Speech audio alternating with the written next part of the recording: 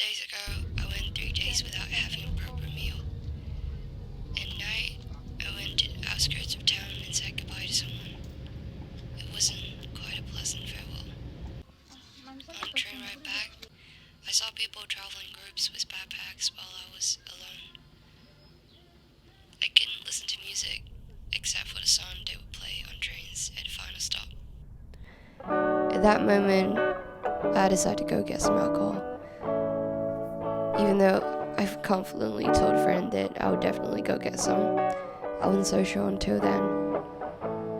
The strawberry flavored drink was okay, but the Bloody Mary tasted like ketchup soup, to be honest. The next day, when I was walking downstairs, I saw a letter from my friend in the States. And in that afternoon, I wrote 11 different versions of a reply using old-fashioned dip pens, but I ended up burning all of them. Then came Friday, morning and afternoon. Friday evenings, I often spend hours thinking, I really want to go somewhere, but where? So I would usually go check Google Maps, search for affordable train trips within a 5-hour radius of Romeo. If I'm feeling particularly down, I would opt for a long 9-hour bus ride, as I did months ago.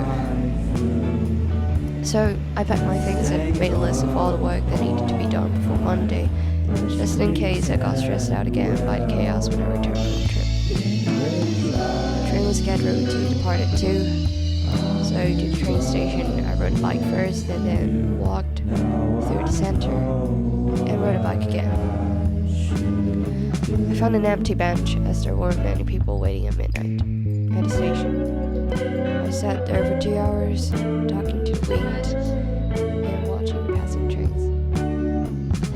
In that moment, I felt refreshed, and I thought about canceling the trip and just going back, because I'd already experienced what the entire trip was supposed to offer. When the train was heading towards Santa Lucia in Venice, everyone was captivated by the view of the sea. It was indeed beautiful with sunrise, and I was reading The Ballad of the Cafe. The train arrived at 5:34 a.m. I walked through the narrow streets and crossed all the bridges to reach St. Mark's Square. The sun hadn't risen yet, and there weren't many people around. I walked to the harbor, where I found empty benches. The seagulls flew overhead, hoping for some food. I sat there for about 30 minutes, spending half of the time deciding where to go next. It was honestly a rather uninteresting place, I would say. All I did was walking around, listening to the album called When We're Friends.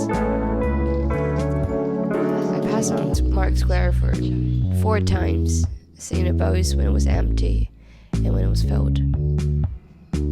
People travel for different reasons. I think I just traveled to experience the act of traveling itself. Perhaps waiting for a train was all that I needed.